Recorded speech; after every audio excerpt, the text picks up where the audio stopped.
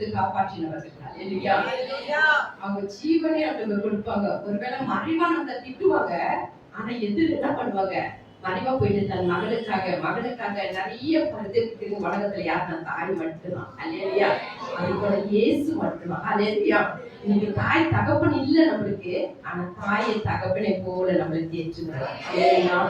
ஒவ்வொரு நிமிஷமும் அவர் தேற்றல நம்ம நிக்கிறதுக்கு தகுதியே இல்லை. ஒவ்வொரு நிமிஷம் அவர் கிருபையில தான் நம்ம நிக்கிறோம். அல்லேலூயா.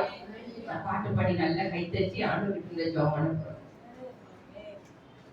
எந்த அன்புள்ள ஆண்டவரே இயேசுவையும் உங்கள் நாமத்தை போற்றிடுவேன். எந்த அன்புள்ள ஆண்டவரே இயேசுவையும் உங்கள் நாமத்தை போற்றிடுவேன். உம்மை போல் ஒரு தேவனை பூமியில் அறிந்திட உயிர் தந்த தெய்வமே. உம்மை போல் ஒரு தேவனை பூமியில் அறிந்திட உயிர் தந்த தெய்வமே.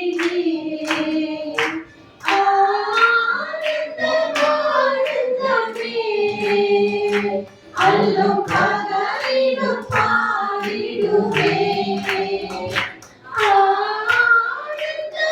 ஆனந்தமே அல்லும் பகலிலும் பாடிடுவேன். இயேசுவே என் ஆருயிரே, இயேசுவே என் ஆருயிரே. பெற்று தாயும் தந்தையும் ஆனவரே மற்றும் எல்லாம் இறைத்துணியே.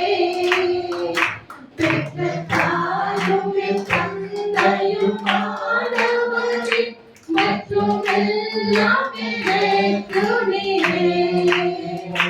வாழும் பூமியும் நாவுமே மாறிடியோம் நீரோ வாக்கு மாறாதவரே.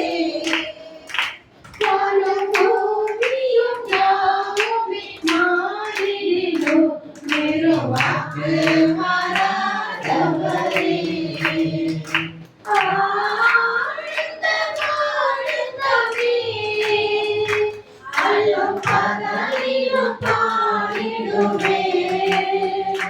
இயேசுவே என் ஆருயிரே, இயேசுவே என் ஆருயிரே. உயர் அடைக்கலத்தில் என்னை வைத்தவரே உங்கள் நாமத்தை நம்பிடுவேன். உயர் அடைக்கலத்தில் என்னை வைத்தவரே உங்கள் நாமத்தை நம்பிடுவேன். உம்மை அல்லாது பூமியில் யாரையும் நம்பிட உயிர் தந்த தெய்வமே. உம்மை அல்லாது பூமியில் யாரையும் நம்பிட உயிர் தந்த தெய்வமே. ஆனந்தமே அல்லும் பகலிலும் பாடிடுவேன். இயேசுவே என் ஆருயிரே, இயேசுவே என் ஆருயிரே. எந்த சிறு சிறை உம்மை நினைத்திடவே தந்த வாலிப நாட்களிலே. எந்த சிறு சிறை உம்மை நினைத்திடவே தந்த வாலிப நாட்களிலே.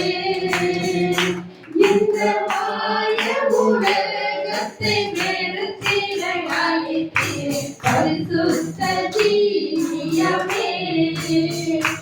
இந்த மாய உலகத்தை வெறுத்திட அழைத்தீரே பரிசுத்த ஜீவியமே. ஆனந்தமே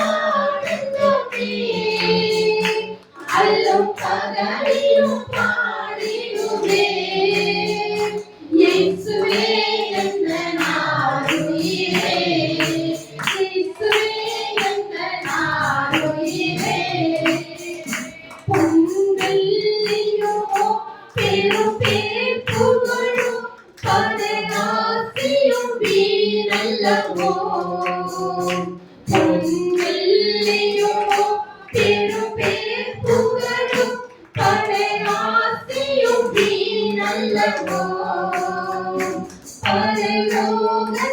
செல்வமே எல்லாரும் இயேசுவே போதும் எனக்குயிரே.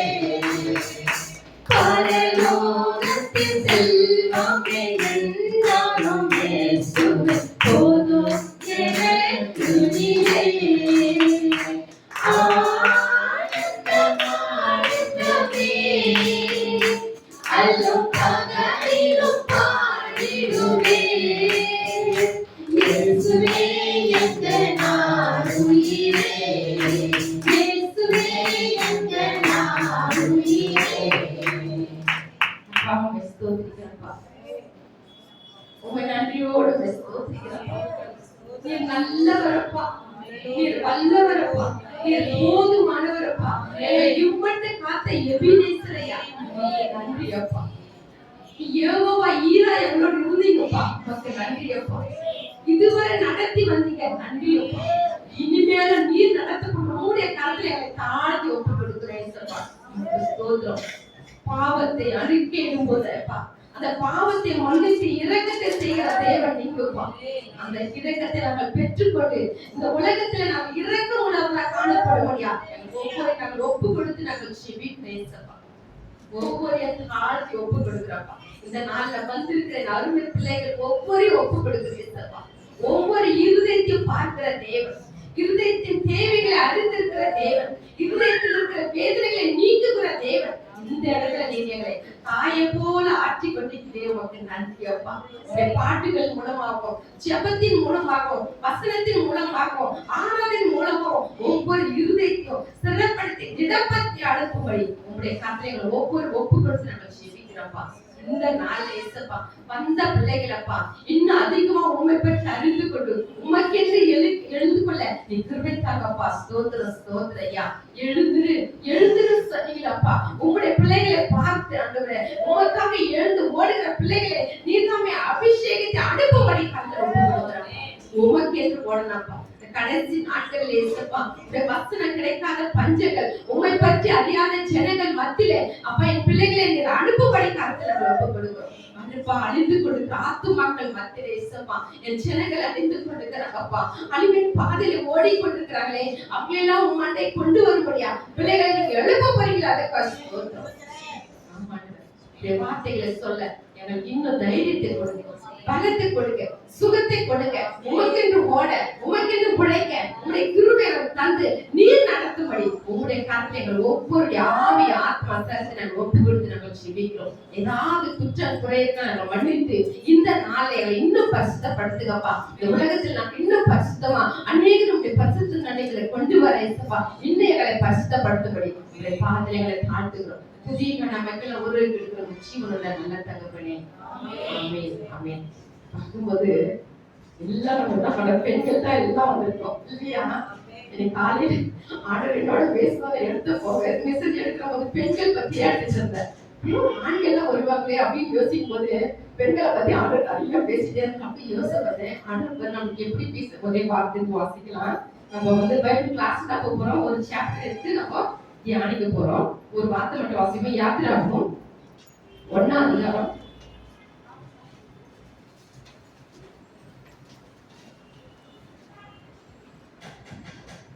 15ஆம் வசனம். யாரை சொல்றாங்க? எகிப்தின் ராஜா சிப்ரான் பூவான் என்ற பெயருடைய இபிரிய மருத்துவரோடு பேசி, நீங்கள் இபிரிய ஸ்திரீகளுக்கு மருத்துவம் செய்யும் போது அவள் மனைவி மேல் உட்கார்ந்திருக்கையில் பார்த்து, ஆண் பிள்ளைகளால் கொன்று போடுங்கள், பெண் பிள்ளைகளானால் உயிரோடு இருக்கட்டும் என்றான். அல்லேலூயா. சிப்போரால் பூவான் யாரு? மருத்துவச்சிங்க. இன்னைக்கு ரொம்ப டாக்டர்ஸ் கிட்ட தான் நம்ம போறோம் ட்ரீட்மெண்ட்டுக்கு இல்லையா? அவங்க என்ன பண்றாங்க, இந்த வழியை கேட்டுட்டு அது தகுந்த ஊசி போட்டு மருந்து போட்டு நம்மள அனுப்பிடுறாங்க. அந்த சிப்போரால் பூவாலெல்லாம் அந்த அங்க இருக்க டாக்டர்ஸ்க்கெல்லாம் ஹெட்டா இருந்தாலும் எப்படி இருந்தாங்கன்னா கேட்டு, அதாவது பெரிய ஒரு டாக்டர். இப்ப நம்ம கூட ஹாஸ்பிட்டல் போனா நம்ம பெரிய டாக்டர் பார்க்கலாமான்னு கீழே இருப்பாங்க, நிறைய பேர் உட்காந்துட்டு இருப்பாங்க. பெரிய டாக்டர் பார்க்கலாமா அப்படின்னு தான் நம்ம என்ன பண்ணுவோம். ஏன் எதுக்கு அப்படி சொல்லுவோம்? அவங்ககிட்ட நம்ம நிறைய பேசி பேசி பேசி என்ன பண்ணிருக்கிறோம், அவரை பத்தி நிறைய தெரிஞ்சிட்டு இருக்கிறோம். அதெல்லாம் பெரிய டாக்டர். அப்போ அந்த சிப்போரால் பூவால் எடுத்து நாங்கெல்லாம் பெரிய டாக்டர். அந்த டாக்டருக்கு விரோதமா யார் எழுப்புறாங்க? பார்வோன் எழுப்புறான். என்ன சொல்றான்? எந்த ஆணு பிள்ளை பார்த்தா என்ன பண்ணு? மறிச்சு அடிக்கணும், சாகடிக்கணும் சொல்றாரு. ஏன் பார்வோன் எழுப்புதான்னா, அவன் யாரு? தேசத்தை அழிக்கிறவன், ஜனங்களை ஆண் பிள்ளைகளுக்கு விரோதமா எழுப்புகிறவன். இன்னைக்கு அவங்க பார்வன்கள் நம்மளுக்கு முதல் வந்துட்டே இருப்பாங்க. அல்லேலூயா. நம்மளுடைய நிறைய காரியங்கள் நம்ம பார்க்கும்போது, நம்ம ஜெபிக்கும் போது, நம்ம தூக்கம் வந்து அது கூட என்னது, பார்வனுடைய ஆவி வந்து நம்ம என்ன பண்ணுது, ஜெபிக்காதபடி தடுத்து நிறுத்துது. வேதத்தை வாசிக்கிறோம், அதை வாசிக்காதபடி தடுத்து நிறுத்தோம். அப்போ நம்ம ஆண்டவர் பார்த்து உட்காரும் போதெல்லாம் அந்த ஆவிகளை நம்ம என்ன பண்ணோம்?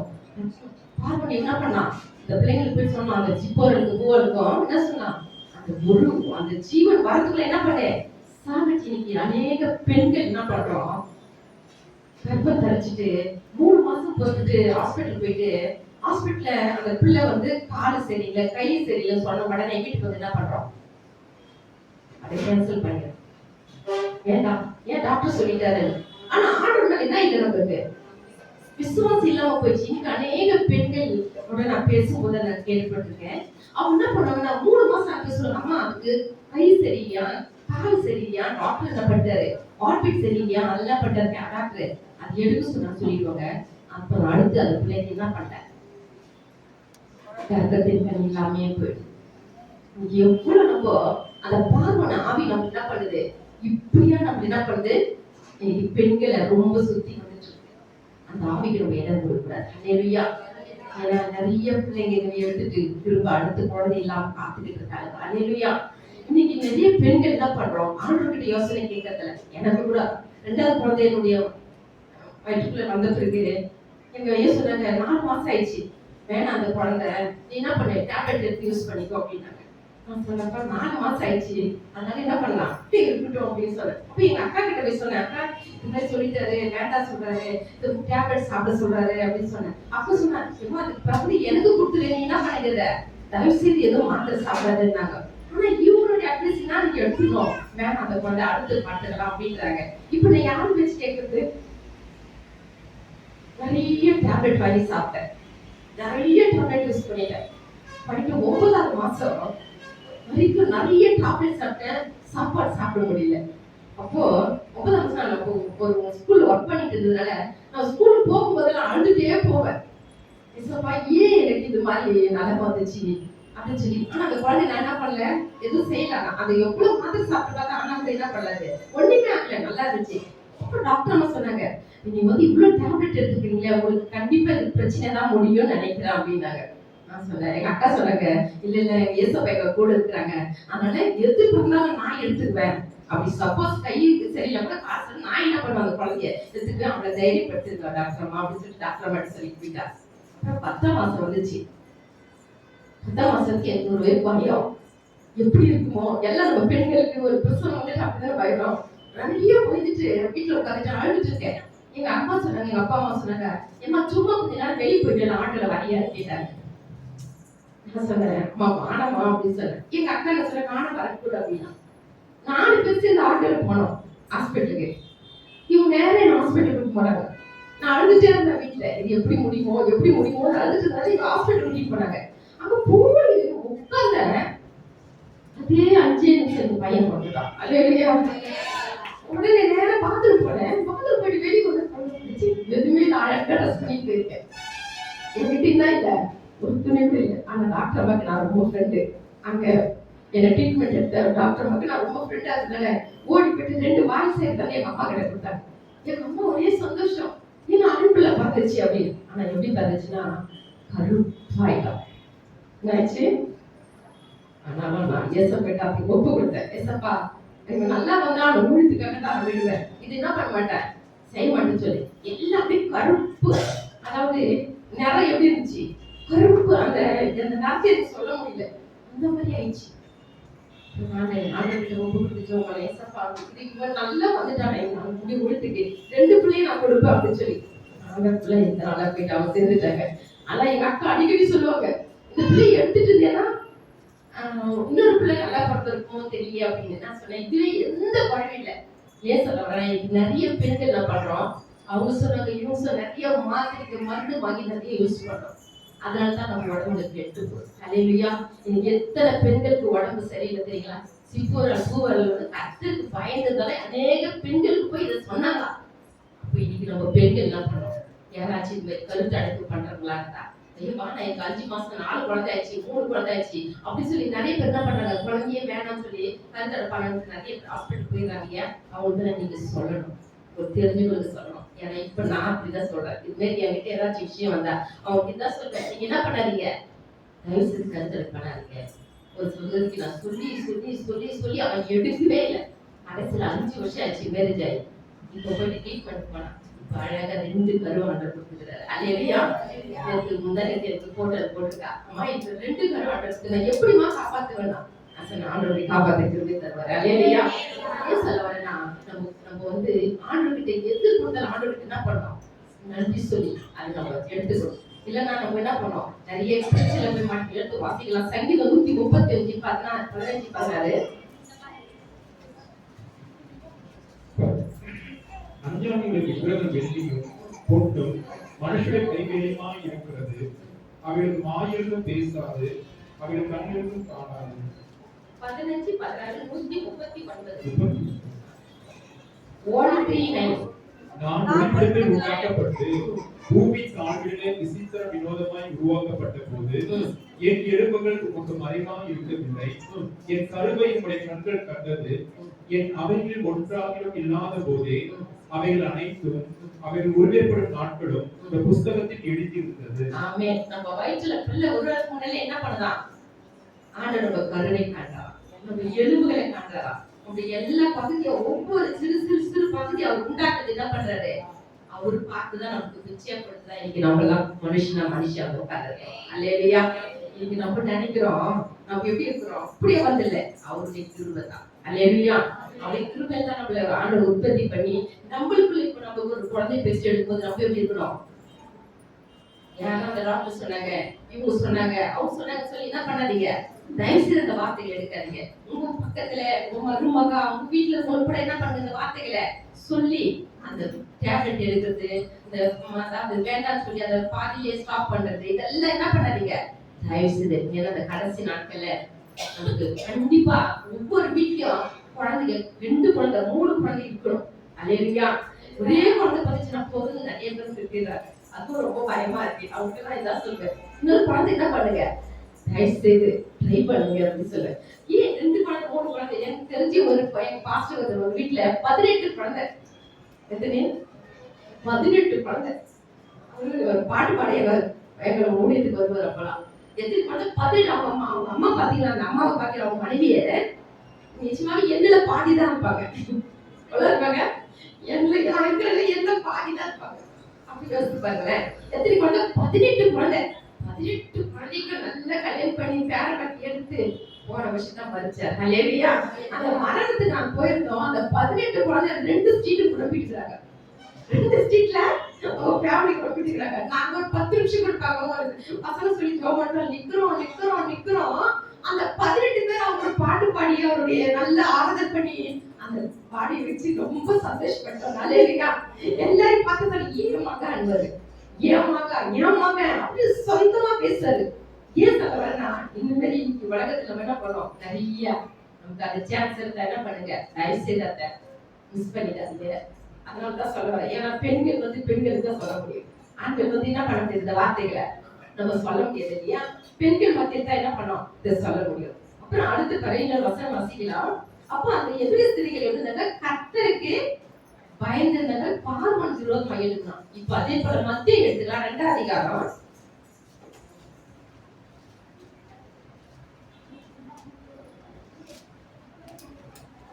2ஆம் 3ஆம் வசனம் வசிக்கலாம். யூதருக்கு ராஜாவால் பிறந்திருப்பவர் எங்கே? கிழக்கிலே ஒரு நட்சத்திரத்தை கண்டு அவரை பணிந்து கொள்ள வந்தோம் என்றார்கள்.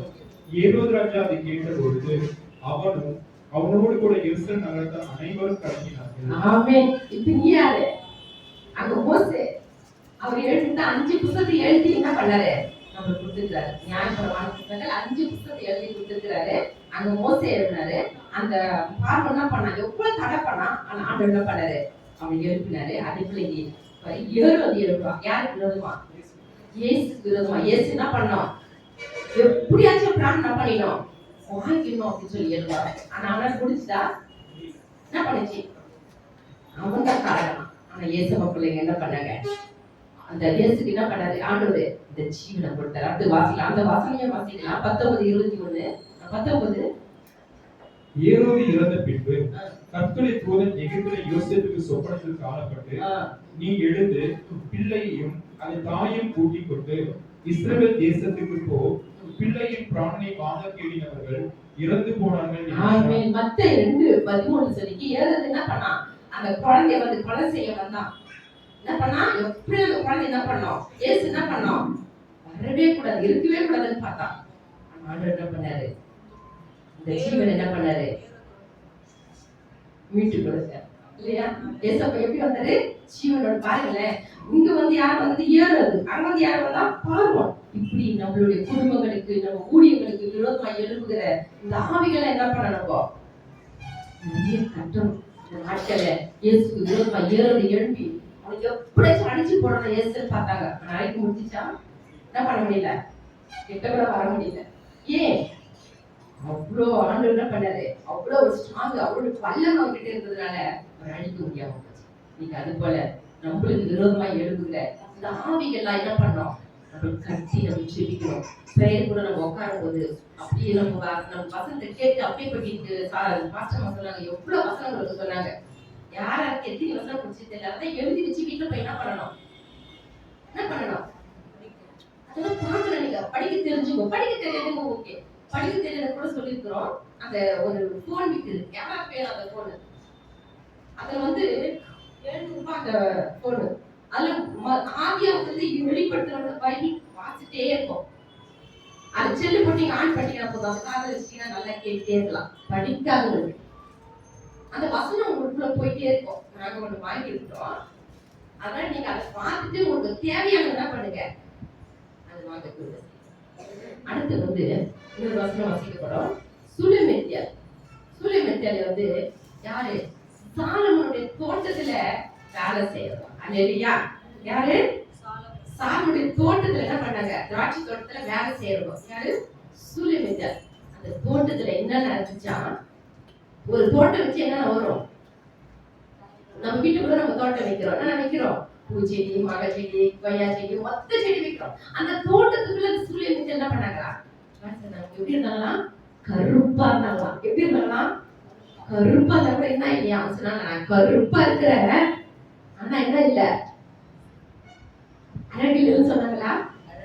முகத்தான் அழகு இல்ல, ஆனா இருதயம் எப்படி இருந்துச்சு? அழகா இருந்துச்சா? எப்படி இருந்துச்சா? இந்த இருதயத்துக்குள்ள என்ன இருந்துச்சா? இருதயத்துக்குள்ள என்ன இருந்துச்சு? அழகு இருந்துச்சு. ரூபவதிகளுக்கு அந்த அழகு ஆண்டவர் கொடுத்துக்கிறாங்க. அல்லேலூயா. வேதத்துல இன்னைக்கு பார்த்தேன் 22 இடத்துல ரூபவதிகள் வார்த்தை வந்தது. எத்தனை? 22 இடத்துல ரூபவதிகள், மகா ரூபவதிகள். ரூபவதியும் வந்திருக்காங்க, மகா ரூபவதிகள். அப்ப இன்னொரு ஐ மேல. அப்ப இப்படிப்பட்ட ரூபவதிகள் வார்த்தை தான் இருதயத்துல என்ன இருக்குமா? என்ன இருக்கும்? அழகு இருக்கும். அழகு எங்க வரும்? வீட்டு பாரு போயிட்டா வந்து அழகு எங்க வருது? வசனங்கள் நம்ம இருதயத்துக்கு போகும்போது தான் அழகு நம்மளுக்குள்ள வரும். அல்லேலூயா. இந்த வசனம் நம்ம இருதயத்துக்குள்ள எப்போ போகுது, எவ்வளவு போகுதோ அந்த அழகு என்ன பண்ணும்? நம்ம முகத்துல இருக்கு. யாரை விசுவாசிக்கிறீங்க? யார நிறைய டெய்லி ஜெபம் பண்றீங்க? யார பைபிள் வாசிக்கிறீங்க? ஏன்னா நீங்க தினமும் பைபிள் வாசிக்கணும். அந்த நம்ம சுலெமெத்தியால் போல என்ன பண்ணோம்? அந்த தோட்டத்துக்குள்ள நம்ம டெய்லி போனோம், சபைக்குள்ள போனோம், குடும்பத்துக்குள்ள போனோம். நம்ம 2 வாழ்க்கை நம்மளுக்கு என்ன பண்ண ஆர்டர் கொடுத்துருக்காரு. தோட்டத்துக்குள்ள போயிட்டு என்ன பண்ணா? அந்த தோட்டத்துக்குள்ள குடும்பத்தையும் அந்த சபையை என்ன பண்ணா? செழிப்பா வச்சுருந்தா. அல்லேலூயா. இன்னைக்கு நம்ம எப்படி வச்சிருக்கிறோம்? அதுதான் ஏசப்பாவை பார்த்து சொன்ன, என் பிரியமேனாரு. நம்ம குடும்பம் இந்த தோட்டத்துக்குள்ள அந்த குடும்பம் இருந்துச்சு, ஒரு சபையும் இருந்துச்சு. குடும்பத்துல பெற்றோர், பிள்ளைங்க, கணவன், மனைவி, தெரிஞ்சுங்க எல்லாம் இருந்தாங்க. இந்த தோட்டத்துக்குள்ள என்ன இருந்துச்சு? நல்ல செடி கொடி, நல்ல பழங்கள், நல்ல பூக்கள், வாசனை வீசிக்கிட்டே இருந்துச்சு இல்லையா? இன்னைக்கு நம்ம தோட்டத்துக்குள்ள என்ன? நம்ம இருதயமா தோட்டத்துல என்ன வச்சிருக்கிறோம்? அது பரிசுத்தமா வச்சிருக்கோமா? அந்த தோட்டத்துக்குள்ள நல்ல காய் கனி பழம் வந்துட்டு இருக்கா, வாசனை வீசுதா, நம்ம கிட்ட நாற்று தான் வந்துட்டு இருக்கு இல்ல, அப்படித்தானே சொல்றீங்க. நம்ம வந்து என்ன பார்க்கணும், வாசனை பார்க்கணும். அந்த வார்த்தை போய் போய் போய் இருந்தது என்ன பண்ணோம், வாசனை நிரம்பணும். ஆண்டவருக்கு நன்றி. அடுத்து ஒரே ஒரு அதிகாரம் மட்டும் சாப்டருக்குள்ள போய் இன்னைக்கு அதிகார ஆராய்ச்சி பார்க்க போறோம். பிடிஎஸ் கிளாஸ்ல ஃபர்ஸ்ட் நம்ம எடுக்க போறோம். நீதிமொழிகள் 16 அதிகாரம் எடுக்கலாம்.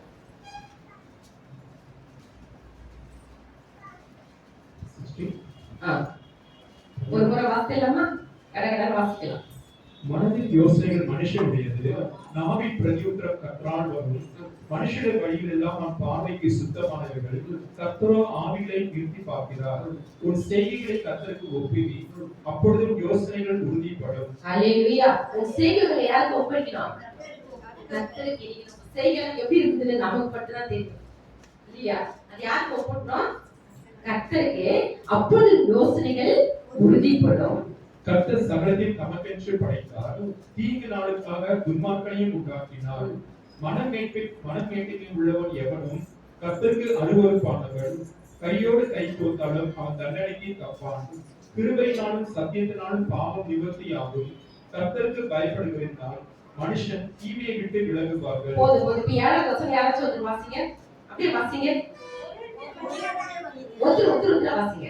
ஒருவனுடைய வழிகள் கர்த்தருக்கு பிரியமாயிருந்தால் அவனுடைய சத்துருக்களும் அவனோட சமாதானமாக வழி செய்வார். அடுத்து ஒருத்தர் வாசிங்க. உன் செய்கைகளை கர்த்தருக்கு ஒப்புவி, அநியாயமாய் வந்த அதிக வருமானத்தினாலும் நியாயமாய் வந்த கொஞ்ச வருமானமே உத்தமம். அடுத்த வசனம்.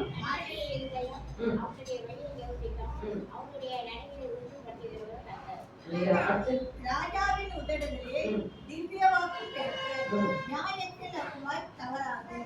சுமுத்திரையான நிறைகோலும் தராசும் கர்த்தருடையது, பையிலிருக்கும் நிறைகல்லெல்லாம் அவருடைய செயல். அநியாயம் செய்வது ராஜாக்களுக்கு அருவருப்பு, நீதியான சிங்காசனம் உறுதிப்படும்.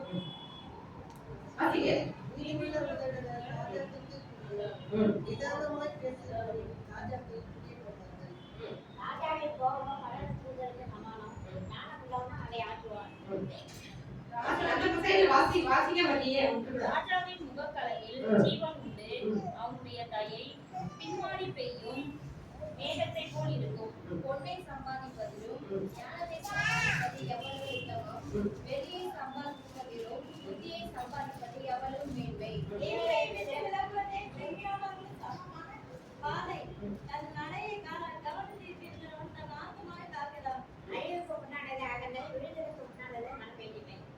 அகங்காரிகளோட கொள்ளை பொருளை பங்கிடுவதை பார்க்கிறோம், சிறுமையானவருடைய மனத்தாழ்மையா இருப்பது நலம்.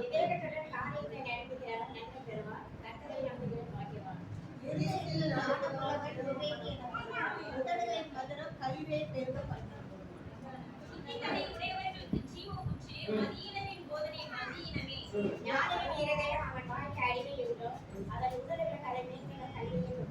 இனிய சொற்கள் தேன்கூடு போல் ஆத்மாவுக்கு மதுரமும் எலும்புகளுக்கு ஔஷதமாகும்.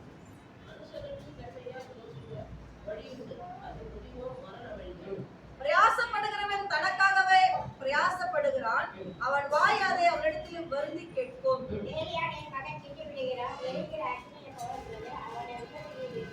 மாறுபாடுகிறவன் சண்டையை கிளப்புகிறான், போல் சொல்லுகிறவன் காண செய்வதை பிரித்து விடுகிறான்.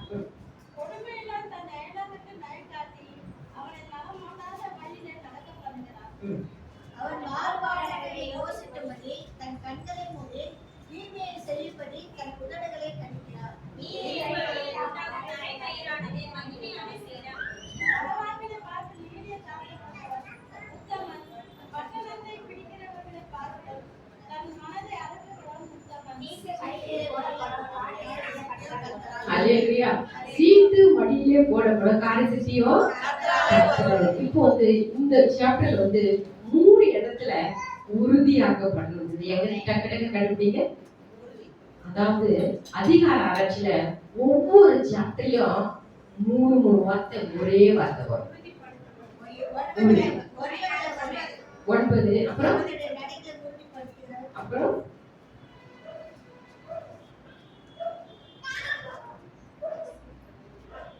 3 எப்பவுமே பைபிள் வந்து நீங்க இந்த வசன ஆராய்ச்சி எடுக்கிறதுக்கு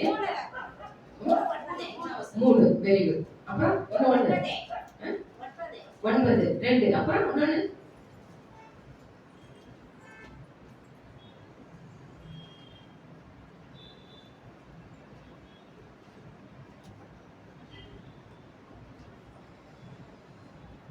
கேள்வியா இருக்கு, ரொம்ப கேள்வியா இருக்கு.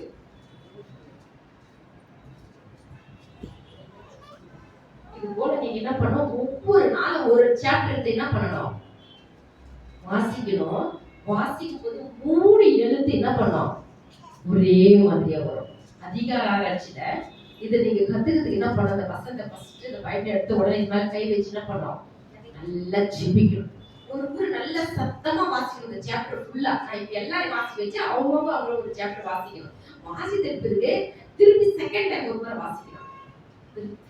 தேர்ட் டைம் ஒரு 3 முறை வாசிக்கணும். நீங்க 3 முறை வாசிக்கும் போது 3 எழுத்து வெளியே வரும். ஹalleluya. 3 னா என்ன?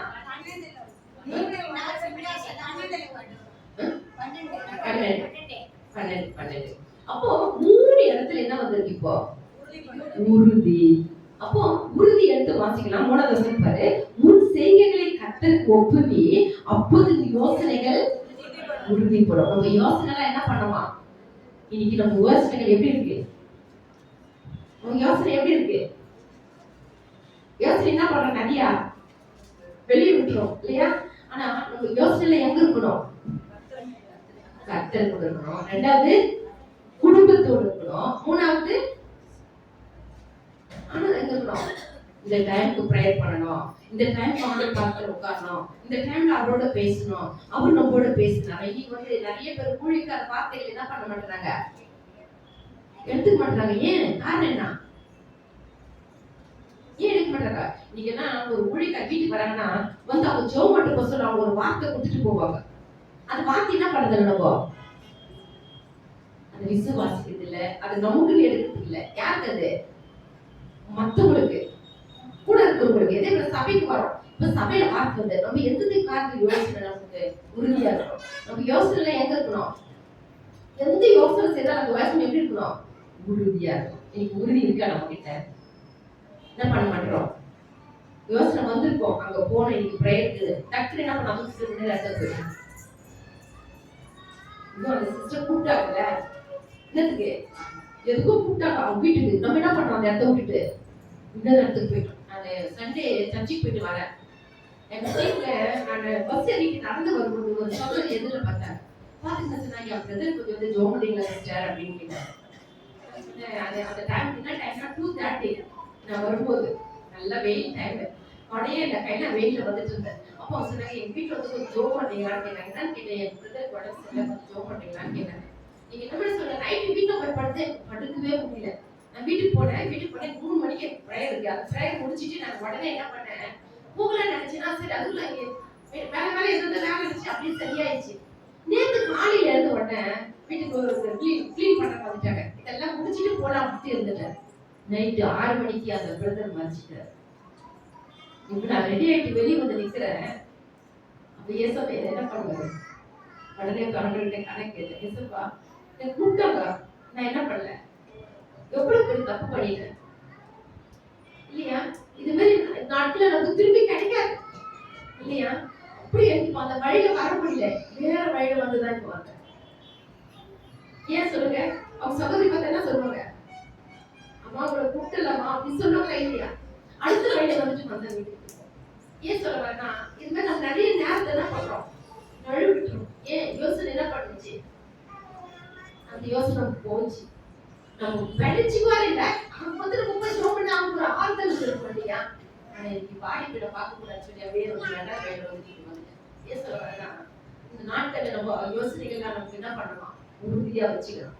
அதை காலை எழுதுமே என்ன பண்ணணும், ஆர்டர் கிட்ட இந்த உறுதி நம்ம கேட்கணும். சப்பா இந்த யோசனை மனசுல இருக்குது, இதை என்ன பண்றோம் இன்னைக்கு, இதுக்காக ஜெபிக்கணும், இந்த காரியத்துக்காக ஜெபிக்கணும்னு ஆண்டவர் சொல்லியிருப்பாரு. என்ன பண்றோம், ஜெபத்தை கண்டிப்பா நம்ம செய்யணும். நமக்கு நிறைய வேலை இருக்கும், நிறைய நம்ம போக இருக்கும், நிறைய நமக்கு வீட்டுல சமையல் செய்யணும், நிறைய இருக்கும். ஆனா நம்ம என்ன பண்ணோம், அந்த யோசனையில நிறைய இருக்கும். 2வது பாருங்க 9வது வசனத்துல, மனுஷனுடைய இருந்தையும் அவனுடைய வழியை யோசிக்கும், அவருடைய நடைகளை உறுதி பண்ணும். நம்ம நடை எப்படி இருக்கணுமா? எங்க போனோமோ அங்கதான் போகணும். சரி இடத்துக்கு அவரோட சர்ச்சு இருக்குவார், அந்த இடத்துக்கு நீ போகாதன்னு நம்மளோட பேசுவார். அந்த இடத்துக்கு நீ போகாதன்னு நம்ம என்ன பண்ணுவோம்? அந்த இடத்துக்கு தான் போவோம். அங்க போன பிறகு என்ன கிடைக்கும்? நமக்கு ஒரு பனிஷ்மெண்ட் வச்சிருக்கிறாராங்க. நினைச்சுக்காரு ஒரு சரியான பனிஷ்மெண்ட் இருக்கும். அது தெரியாம என்ன பண்ற? அந்த இடத்துக்கு போன பிறகு தான் தெரியும், ஐயோ என்ன பண்ணிட்டேன், தெரியாம வந்துட்டேனே, ஐயோ ஏன் மாத்தணும் தெரியலையே. நம்ம நடை எப்படி இருக்கணும்? நம்ம நடையெல்லாம் எப்படி இருக்கணும்? எங்க போனோமோ காலையில கவனம் செய்யணும். அல்லேலூயா. மூணாவது பாருங்க, நீதி. அதாவது நீதினால் சிங்காசனம் உறுதி. நீதி. இன்னைக்கு உலகத்துல நீதி பார்க்கவே முடியல. அநியாயம், அநீதி இல்லையா?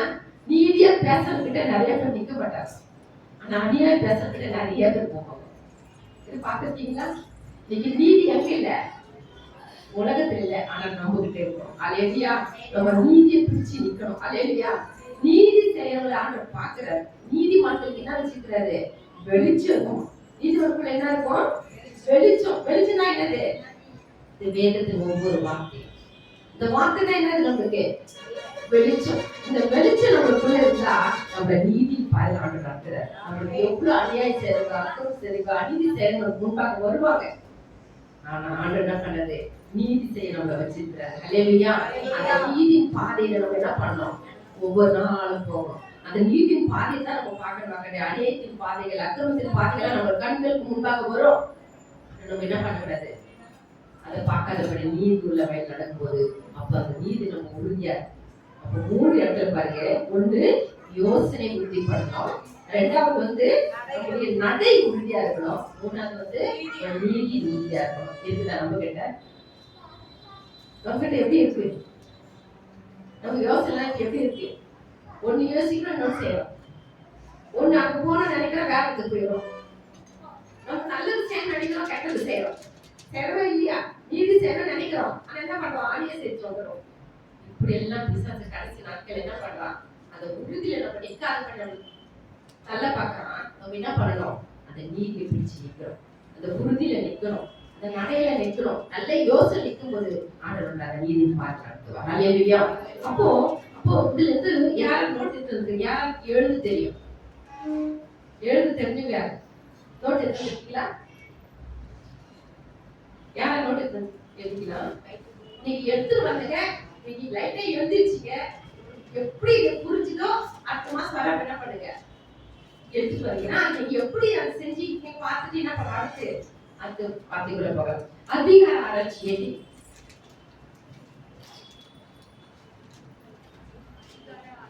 அதிகார ஆராய்ச்சி நீதிமொழிகள் 16 அதிகாரம் போடுங்க.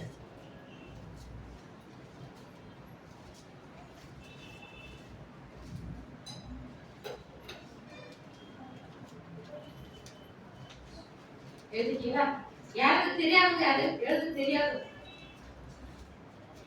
யார் எடுத்தீங்களா? எழுத தெரியாதுங்க? கைது போட்டுருங்க. பெண்கள் தான் இருக்கோம். இதுல என்ன ரக்கம் இருக்கு? சொல்லுங்க. எழுத தெரியாது. அது கை தூக்குனீங்கன்னா தெரிஞ்சுக்கலாம் இல்லையா? அப்போ எழுத தெரிஞ்சு அதிகார ஆராய்ச்சியில மைய வார்த்தை கீழே செகண்ட் லைன்ல எழுதுங்க. மைய வார்த்தை. அதுக்கு நேர கோடு போட்டு உறுதி. எந்தெந்த வசனத்துல? 3, 9, 12 3 வசனத்துல என்ன வந்தது? உறுதி. என்னென்ன உறுதி? யோசனை உறுதி, நடையின் உறுதி, நீதியில உறுதி. 3 உறுதி ஆண்டவர்கிட்ட இல்லையா? எடுத்துட்டீங்களா?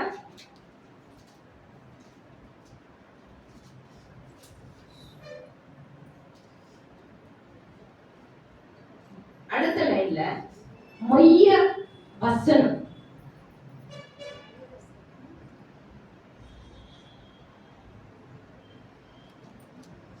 அந்த மைய வசனத்துல என்ன எழுதணும்? இப்போ இந்த 3 வசனம் வந்திருக்கு. இந்த 3ல எதுதான் எனக்கு அவங்க இருதயத்துக்கு ஏற்ற வார்த்தை கொடுப்பாரு. நான் சொல்றது இல்ல, நீ சொல்றதே வராது. அவங்களுக்கு எந்த வார்த்தை எடுக்கணும் அது இருந்தோ அது 3 வசனம் தெரியணும். 3னா என்னன்னா ஃபர்ஸ்ட் நம்ம தெய்வம் என்ன 3 வடிவம் இருக்கு. பிதா, குமாரன் பரிசுத்த ஆவி 3 வந்திருக்காங்க. அதே போல மனுஷனுக்கு என்ன இருக்கு? ஆவி, ஆத்மா, சரீரம் 3 வந்து அதெல்லாம் 3 வரும். 3 7 7 நான் பறி போடுறோம் 21 எப்படி அப்படி வந்துட்டே இருக்கும் லைன்ல. அப்போ 3 என்ன இப்படி அப்ப ரெண்டாவது வந்து ஒரு கல்யாணம் ஆகுது. எத்தனை முடிச்சு போடுறாங்க? ஏன் 3 போடுறாங்க? ஏத்துறீங்களா? நான் இது நிறைய பேர் கொஸ்டின் கேட்டிருக்கேன். தெரிஞ்சுக்கிட்டு அப்பா கிட்ட நான் வயசால கிட்ட ஏன்னா இது தெரிஞ்சுக்கிட்டு நல்லது. இப்ப சேஞ்ச் பண்றாங்க. அப்போ வந்து 3 பிடிச்சு தான் போடுவாங்க. எப்படி போடுவாங்க? ஃபர்ஸ்ட் ஒன்று போடுறாங்க. அது போட்டு விட்டா என்ன ஆகும்? ரெண்டாவது ஒன்று போடுறாங்க. அது என்ன ஆகும்? கொஞ்சம் லூஸ் ஆயிடும். மூணாவது ஒன்று போடுறாங்க. 3 போட்டு என்ன ஆகுது? அதான் 3 வச்சு போடுறாங்க. அதே போல ஒரு குடும்பத்துல ஒரு கணவன், ஒரு மனைவி, ஒரு பிள்ளைகள் இருக்கும்போது அதான் இல்லை குடும்பம். மனைவி இல்லைன்னா அந்த குடும்பம் என்ன இல்லை? என்ன குடும்பம் கேட்பாங்க. கணவன் இல்லைன்னா கேட்பாங்க அந்த குடும்பமா? கணவன் இல்லாத குடும்பம் இல்லை. அப்புறம் பிள்ளைங்க என்ன சொல்லுவாங்க? அந்த குடும்பமா? குழந்தைங்க இல்லாத குடும்பம் இல்லையா? அந்த 3 இருந்தா என்னது குடும்பம். இன்னைக்கு 3 இருக்குதான் என்ன பண்றோம் நம்ம? குடும்பத்துல கஷ்டங்கள் ஒருவேளை நம்ம பிள்ளை இல்லாம இருக்கலாம், கணவன் இல்லாம இருக்கலாம், மனைவி இல்லாம இருக்கலாம். ஆனா ஆண்டவர் அந்த இடத்துல நமக்கு நிறைவேற்றார். அல்லேலூயா. அந்த இடத்துல ஆண்டவர் அந்த இடத்துல இறக்கி நமக்கு அடுத்த வருஷத்துல ஆண்டவர் உங்களுக்கு நல்ல நீங்க ஜபத்துல காத்திருப்பது ஒரு தேவையை சந்திக்க போறாரு. அல்லேலூயா. அப்போ 3 என்னது? ஒரு சாட்சி. அதே போல ஒரு காலேஜ் போறோம். அது யாரும் இருக்காங்க? பிரின்சிபால் இருக்காங்க, டீச்சர்ஸ் இருக்காங்க, பிள்ளைங்க இருக்காங்க, ஸ்டூடெண்ட். இப்ப இது 3 இல்லைன்னா என்ன இல்ல? காலேஜ் இல்ல. அப்ப அந்த 3 சேர்த்தா என்னது? காலேஜ். அது போல 3 வார்த்தை ஏன் வருதுன்னா ஸ்ட்ராங் பண்ணுது. அல்லேலூயா. அதே போல 1189 அதிகாரத்தை நம்ம எடுத்துக்கிறோம். 3 வார்த்தை என்ன பண்ணிட்டு கரெக்டா வந்திருக்கு. எனக்கு எடுத்து முடிச்சுதான் நான் வெளியே வந்தோம். அல்லேலூயா. அது போல எடுக்கும்போது ஆண்டவர் என்ன பண்ணுது? அந்த வார்த்தை கொண்டு நம்ம பேசிக்கிட்டே இருப்பார். அது வந்து வசனம். எந்த வசனம்? ஆவியானவர் உங்களுக்கு என்ன வசனம் கொடுக்குறாரு? நீங்களே சொல்லுங்க.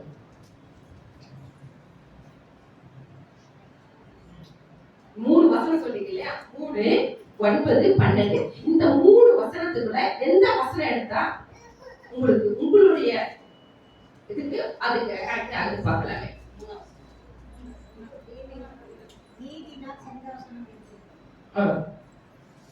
அப்புறம்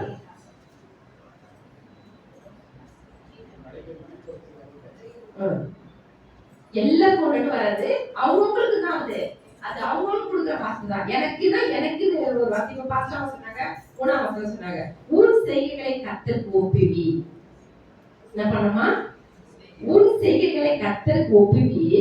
அப்பொழுது உன் யோசனைகள் உறுதிப்படும். அப்ப நம்ம செய்தி யாருக்கு ஒப்பு கொடுக்கணும்? கர்த்தருக்கு. அவருக்கு ஒப்பு கொடுக்கும் போது நம்ம யோசனை எல்லாம் ஆட கரெக்ட். அல்லேலூயா. 2வது 9வது வசனம், மனுஷனுடைய இருதயம் அவனுடைய வழியை யோசிக்கும். நம்ம இருதயம் எப்படி இருக்குமா?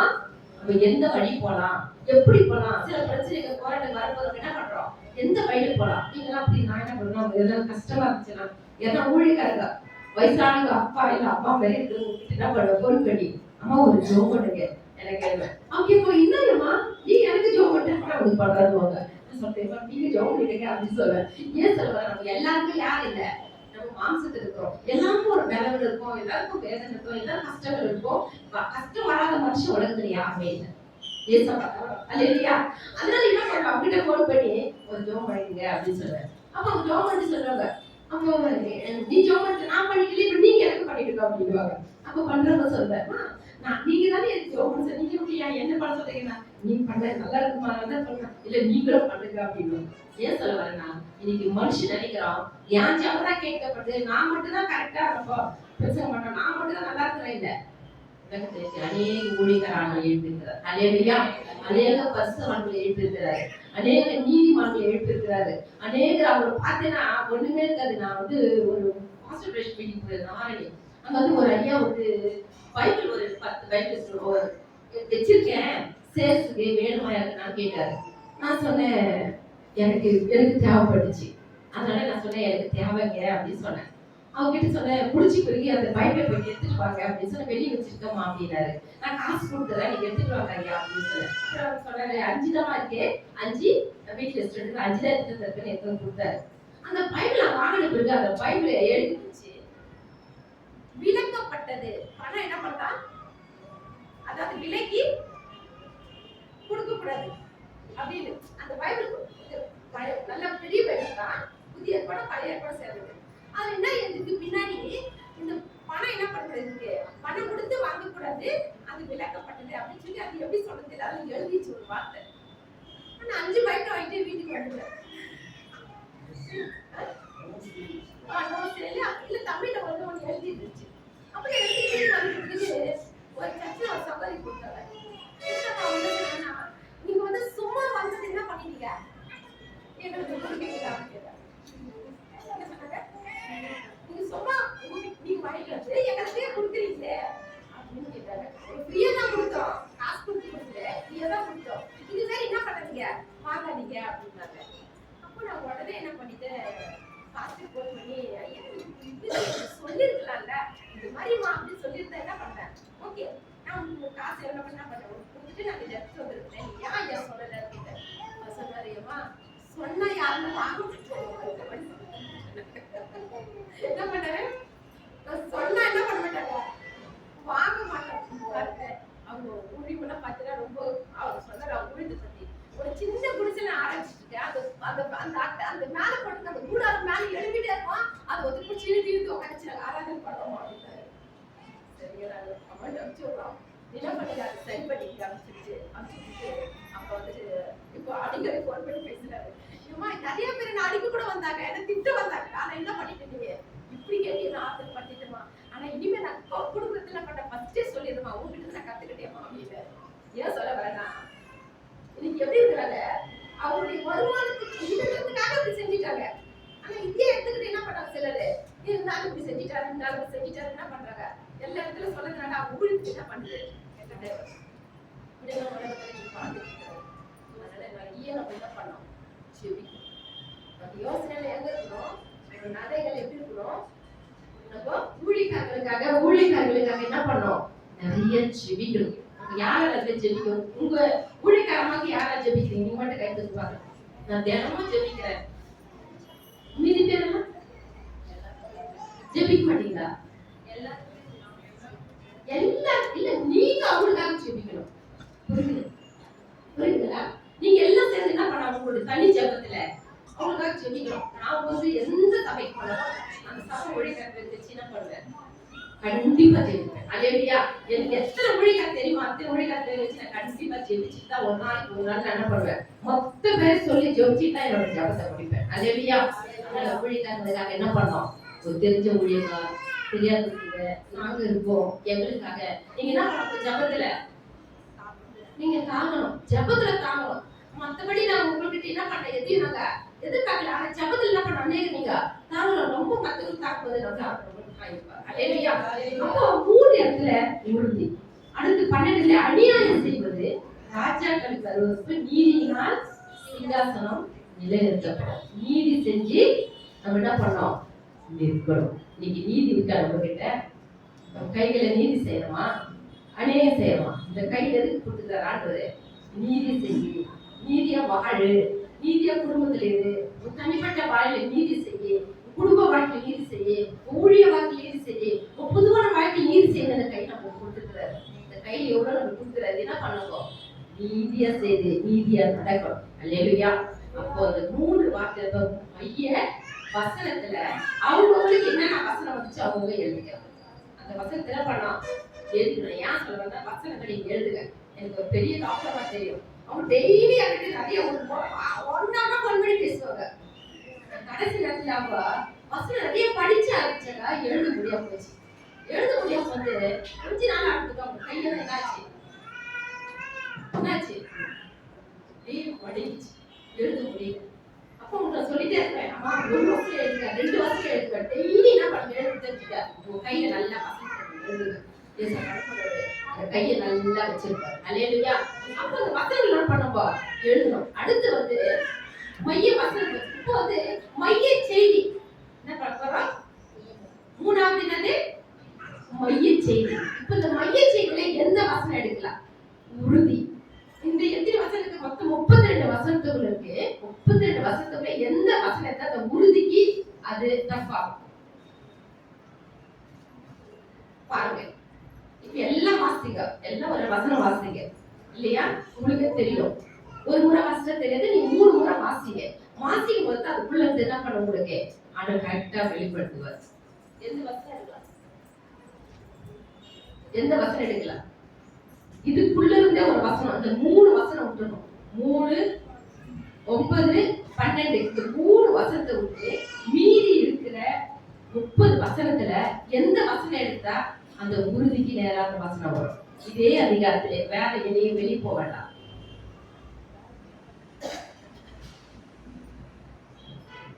யார் எடுக்கிறது? சொல்லுங்க, படிச்சுக்கீங்க நல்லா கரெக்டா சொல்லுங்க. ஏன்னா இதுக்கு முன்னாடி படிச்சிருக்காங்க, இங்க சிஸ்டர்லாம் படிச்சிருக்காங்க அப்பலாம் இல்ல? 17 எட்டு வாசிங்க. 17